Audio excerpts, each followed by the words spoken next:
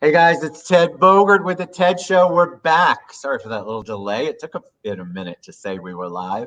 I am super excited to be here with speaker extraordinaire Mark Guy on the TED Show. We're going to talk about taking more risks, talk about what that actually means, and so much more. So, welcome, Mark. Thanks for being on the show. Thank you, Ted. I'm so excited to be here. I'm excited to learn your perspective. I think before we went live, I told you this is one of my favorite topics. I think 2020 has been a challenging year for the majority of us, and then how you pivoted and shifted that definitely made a difference on how the rest of your 2021 goes. But also, I think people are more apt, it feels like, to take risks during this. They see that they've been furloughed. They see that what they've done their whole lives can be changed on a dime. And so I think people are really reevaluating what their dreams and their goals are. And this is a great topic for them to kind of get started. So before we get into all that, big shout out to Yvonne Sandoval for making the intro to Mark. I'm super excited to have him on here. So tell us a little bit about you, my friend. Thank you, Ted. I'm just like you, trying to do the best that I can in this year of 2020.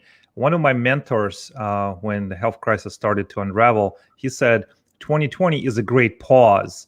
And I agree with that because everyone was able to isolate at home or in some other place. But once the pause have passed, I think now 2020 is a time of great awakening.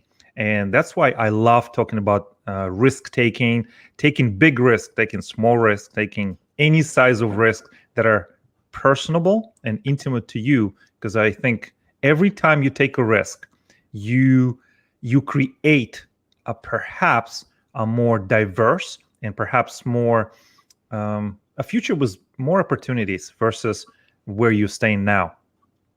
I agree. So tell us, and I want to take a deep dive in that, but tell us how you got to be this new version, this version of Mark Guy. Were you always a positive human being? Were you always out there doing speaking engagements? Like, how did you come to this? Because I think there's a lot of people who have a great message but don't know how to get it out to an audience. So I'd really be interested in hearing what your journey has been for that. Absolutely. We only have 15, 20 minutes, but I'm going to try. You do what you can, my friend. I'll do what I can in the next couple of minutes here for you. I want to start with this. One of my very favorite movies and characters is Wonder Woman. And there's a new movie that's going to come out, WW84, Wonder Woman. And in the trailer, she says, everyone has their troubles. So just like probably everyone watching, I have, my own share of troubles, business failures, relationship devastations, and losing. There was a one point in my life when I was homeless. I was homeless, nowhere to go.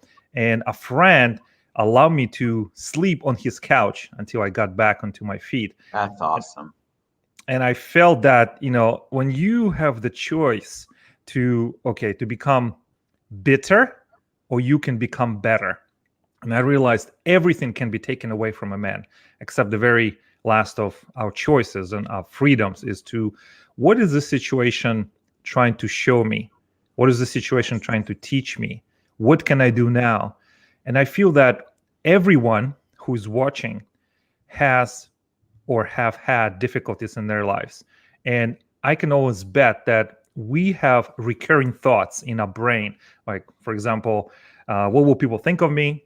Will they laugh at me? Will I embarrass myself? Will I embarrass myself even more in my case? Mine too, my friend. Mine too. And a lot of times, 85 to 90% of all those fears and anxieties and questions reside entirely in your brain, in your head. And if you tell yourself a story that you cannot do something, your body, your environment, the universe will prove you right. Correct. And I think taking a risk is something that everyone in their power can do right now.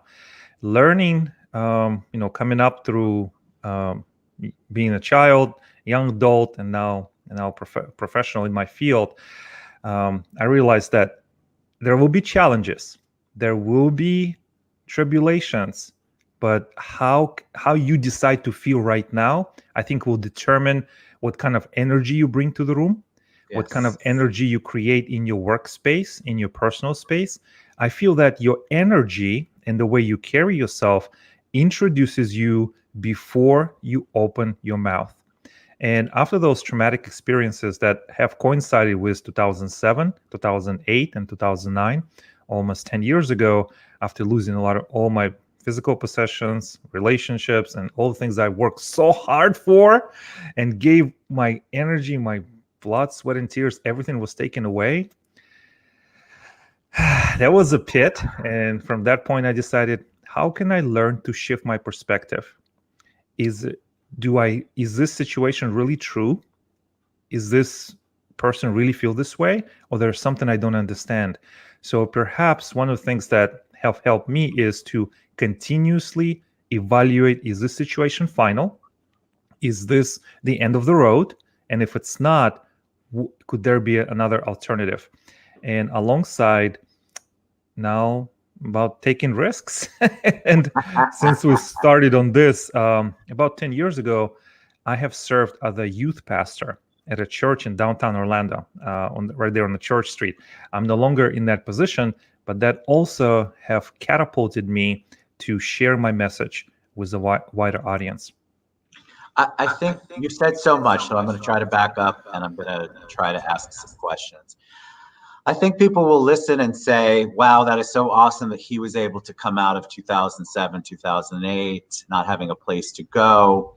But how am I supposed to do that? What are some steps I can do? What are some steps I can take? Because I think people do want better for themselves. Most people are not just content being in a low-paying job or a job they hate or a relationship they hate, but they feel like they don't have the tools or know even the first step to take.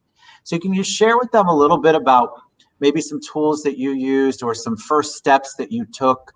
Because it's very hard when you are reduced, and that's physically reduced, to sleeping on someone's couch. You have, I mean, that is hitting it. You're there. So you obviously were able to pull yourself out. And I think a lot of people would love to know maybe some steps or tools on how to do that. Absolutely, Ted. I can only speak from a personal experience because I own this experience, right? It's my journey, it's what I've seen, and I was blessed enough to share it with others. One of the first things that I see now, and looking back at the time, and also in my leadership and training services that I provide for community leaders, is that a lot of times we, as leaders or someone who is trying to grow professionally or personally, a lot of times there is this barrier to ask for help. Yes. There's this barrier, and it's real. It's resistance to ask for help and to recognize that I don't know this, I cannot do this, and there's no resources available to me right now to solve this problem. And a lot of times, I think this is the first step.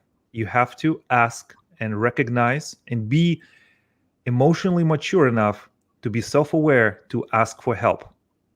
Because why is it so hard, do you think, for us? Because I agree, I have a difficult time with that.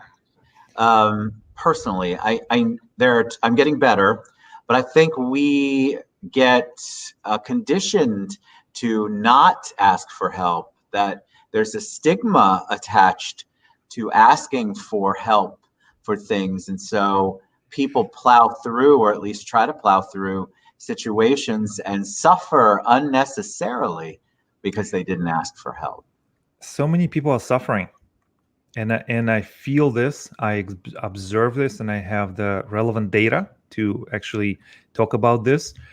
I feel one of the things that stopping us from asking for help is because we don't know the outcome. Will I be embarrassed? Will I be laughed at? Will I be ridiculed? And I feel that a lot of those thoughts are not even true. So I would ask you or one of my clients, have you asked for help?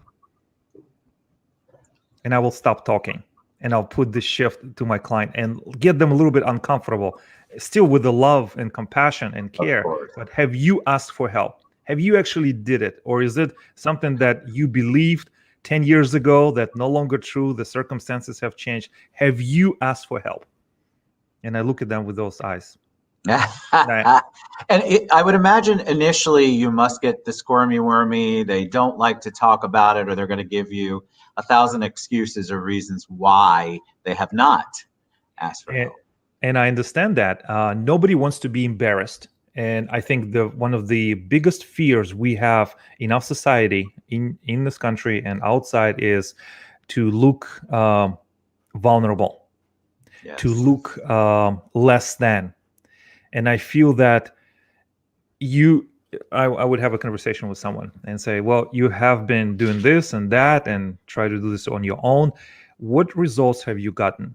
What are the results and what are the outcomes? And I also understand that when I have this type of conversations with people I engage with and work with, a lot of times they may not have that breakthrough right there in that session or that conversation. Their breakthrough most likely will come at some future time. Yes. Perhaps my intention and wish and sincere hope for them is that that breakthrough will come to them, but we have to nudge, we have to ask those questions. We have to be accountable to each other. And the authenticity and vulnerability that you were speaking about, because of the stigma attached to that, we talk about it on the show all the time. Being vulnerable is actually a powerful place to be, a powerful characteristic. And I think people underestimate how valuable that can be when you are vulnerable and you are willing to take a risk about being vulnerable. In my experience, the right people, because you're putting it out in the universe or praying for it, whatever your beliefs are, the right people come into your life when you open that part of yourself up. Absolutely. And I think one of those things that in this conversation right now with you, Ted, is about taking risks. And risks could be, opening up, being vulnerable, asking for help. And also, it doesn't have to be huge risks. It could be just small risks that you take throughout the day and just see what the new outcome. I would also characterize myself as a very competitive person. And I like to, compare my achievements or victories and things like that. And at the same time, I like and I love to collaborate with others. It is this anomaly that I think is very helpful.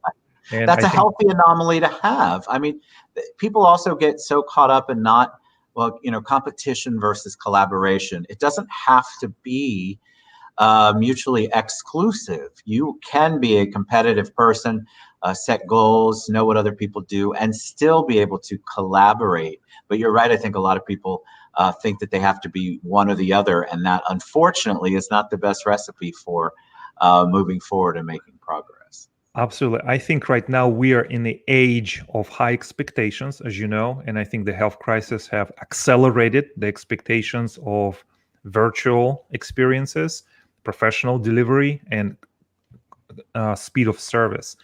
And I feel that right now, if you don't ask for help, how would you ever accelerate your business? Somebody knows something that you don't know. Somebody knows someone that you have no idea how to connect with. And I think when you just say, okay, here I am, this is my fear, this is my anxiety, I am sharing this with you, I am cognizant of it, I'm sharing this with the universe, with my conversational partner, and you let it go. Yes. You let it go from your mental brain, from your mental load, and you let it go. And as you have said, Ted, the right people will hear it as a whisper. It will touch their heart, and they will reply to you in the ways that you cannot imagine. If you ever read any work from Paulo Coelho in The Alchemist, yes. one of the amazing. His stuff's amazing. It's beautiful work, and it's easy read. You can read it in about a day or two. And he said, when you truly want something, the entire universe will conspire to help you achieve it. Yes, I love that quote. Yes. And people don't believe that, right? So, Mark, let's talk a little bit about that, because I think we are both big. What you're trying to attract will be delivered to you, and a lot of people don't understand that concept. So, in the risk-taking thing, you mentioned something super important earlier that I want to reiterate. it doesn't have to be this giant risk. So don't say I'm going to give up my salaried position with a 401k and health insurance and take a giant leap and not have another source of income, or what that you have to put in some sort of thinking it through rather than taking a giant leap and not have thought through the process, I guess. So that's why when you mention that it can be small risks, elaborate on that a little bit, because I think people think they have to go from A to Z and there is no other alphabet in between. Well, I feel that we as humans have a gift of rational thinking. I hope, and we're working on it every day, every day. Amen to that. So, as feeling, thinking individual, human, you have the ability to discern and to ask questions, and also act as if you don't know anything and ask for help from the experts. I feel like in this case that you have mentioned, Ted, if you have a full-time position and you are thinking about leaping into entrepreneurship or some kind of collaboration agreement, your job or your income is your bank. Use it as much as you can. There's entrepreneurs who are struggling to have enough sales conversations, to have enough income to sustain their basic expenses. But if you can find a way to use your job as a bank, as a ramp to build in the proof of concept, to get your referrals, to test your market, to sharpen your message and grow from there, it is taking risk. It is a smart risk taking. And how will you ever find out? You ask the experts. You stay open to feedback. A lot of times I feel that the ego, whether that's in front of the group discussion or even larger audiences, the ego, I think, is muting the wisdom that is coming from people who can share. And you as an individual have a fluidity in thinking. So you must use all your senses to to attune to what the other person is saying and really understand what they're trying to share with you. I think I agree. I think any progress, you mentioned it, even that little step, one step forward, guys, is still one step forward. It might be the baby step of a lifetime, and you might go, well, this isn't getting me anywhere. But in reality, all of those baby steps begin to add up to larger steps and more progress. I think people get so caught up in the end game that they forget that there's an entire plan and path that they have to get to that end game. Nobody's saying it's easy. Mark and I are not saying it's easy. But I can tell you from personal experience that once you take that first baby step, once you begin to progress, you begin to get more confidence about what you're doing. You begin to see whether or not this is the right path. Sometimes you take a step. I want to ask you about this. Have you found that sometimes you take the step and maybe it's not exactly what you thought it was? So you have to pivot differently. You have to handle it differently. Maybe you have to shift to accommodate what you want, or maybe it rules out what you were trying to work toward on your end game. Absolutely. And also I believe in a balanced portfolio. I have a strong background in statistics and finance, and look at me right now, I'm a writer and a speaker. So that's a big pivot, but I do remember those, and I did work in that industry as well. So I understand that language and the theories and the practice of that. You have to have a portfolio approach, right? There's some risks, there are huge risks, and then to balance them out, we have small risks. A lot of entrepreneurs and founders I have seen, like even Steve Jobs and others, they take big risks in invest in new companies, new concepts, but when you see them dressed, they have the same outfit every day. Turtleneck, jeans, boom, short. Low risk. It is balancing out the huge risk with a small risk. Yes. So you have agility to calculate the risk and keep moving forward. As I have mentioned earlier, I have a very strong competitive spirit. And a lot of times when I approach different projects, I ask myself, how can I keep playing? I would like to see what's on the next level. How can I stay in this competitive game? So I would like to see what's next. And there's a strategy for every level. That's why you have to have balanced approach to risk while taking big and small risk. Look at the founders and keep moving forward. And I think small progress every day beats big leaps, once a year. Because I agree. I think people just get so caught up in, because we're a society that everything is immediate, right? If I make my decision now, I need to be making $1 million a month tomorrow, and so we don't like to wait for that process where we don't have the patience in general. And I would encourage people to have the patience. Look, if you are in a life that you don't like, or you have a dream that you want to try to fulfill, what is the harm in taking the first step? So if you decided you want to go back to school to get your PhD, I don't know why a step forward, filling out the application, is a big deal. Like, you have to celebrate those smaller risks that you're taking, those smaller steps, because that celebration continues to build up your confidence and your love for what you're doing, and it moves your passion forward, I think. absolutely. And as you were saying this, Ted, I am, I'm a salesperson, right? You always were talking, walking, breathing salesperson. We're always either trying to sell our brand, our movement, our ideas, our companies. And I see a parallel. We see patterns, right? We see patterns in life and we try to use them for the next one. Even in the sales process, when you have a conversation with a prospect or even existing client, there's always this small acknowledgement, small wins, small yeses. It's not big ones. Okay, I just met you. Let's get married tomorrow. No. We do trust building.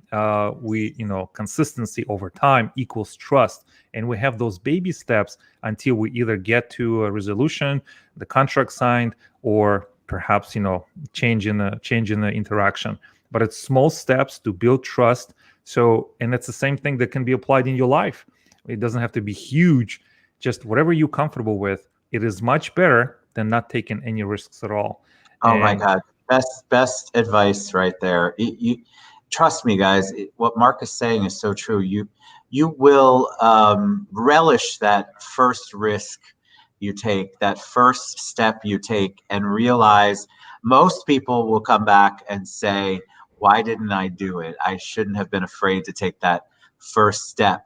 Remember, if you're taking the steps in a way that makes sense, and you're not taking the giant risk of losing your 5-6 figure income to all of a sudden start a brand new business and you've never been in business before.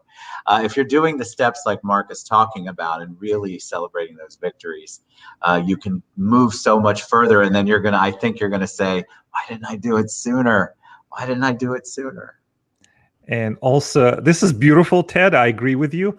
And as you were saying, I think as we travel, whatever path we take, and everyone's path is personal, don't forget to have fun. Don't forget to make fun of yourself, because when you make fun of yourself, you invite people and give them permission to see, okay, so this person, she is, self-deprecating. I think I can relate. I can build a deeper trust, or he is not afraid to admit his biggest mistake, and looks like he is still making mistakes. Okay, that signals to your audience and your conversational partner that you're in a safe space. It's okay to acknowledge that. I think it builds rapport faster, builds trust faster. I feel that the humor, and I know a lot of things we talked about before the show, is about improv and storytelling. For the last 5 years, I've been taking and teaching improv classes in Central Florida and also to my clients as part of my executive leadership training. And I feel that it helps with sales. It helps you build resilience. It helps you be more creative. It helps you with your relationship skills. You can speak to anyone, anywhere, about anything, anytime, if you take improv classes. How much is that skill worth to you? I would love for you to come back and we figure out how. I've had many requests for people who want to participate remotely or live on the show in some sort of improv related, because the skills that you get from learning improv and the art, in my opinion, of improv are you can take that to anything, like you mentioned, business, personal. It just changes the way that you sort of approach things, especially problem solving. And so it's just such a powerful thing. So I'd love for you to come back and talk about that, because I think that's an amazing topic. All right. I So love Mark, it. I'll be back. Mark, tell us, what is the best way to reach you if people want to learn more? They want you to come speak at their organizations or for their teams, or they just want to learn more about Mark. What's the best way? I would love to hear from everyone who's watching, listening, consuming this beautiful program. Thank you, Ted. The best way to reach me is on Facebook or LinkedIn. Just type in my name, Mark Gai, Gai, and I'll be sure to connect with you as soon as possible. Thank you. Love it. Your energy is amazing. The positivity we talked about earlier, I could do a whole show on that as well. I appreciate you coming on. I think it was so good. We talked about this before we went live, people are hungry. They want to take risks. They really do. It's the perfect time for them. For many of them, it is the first time in their whole professional lives that they've been challenged, furloughed, let go, terminated, and they're having to figure out ways to pivot. And so this topic about taking more risks, it couldn't be any more timely. So thank you for what you do. Thanks for the positivity. Mark Gai, you guys reach out to him, markguy.com or Mark Gai on LinkedIn. I've tagged him and everything. Thanks for being on the show, my friend. It was awesome. Thank you, everyone. Thank you, Ted. All right, guys. We'll see you soon. Thank you.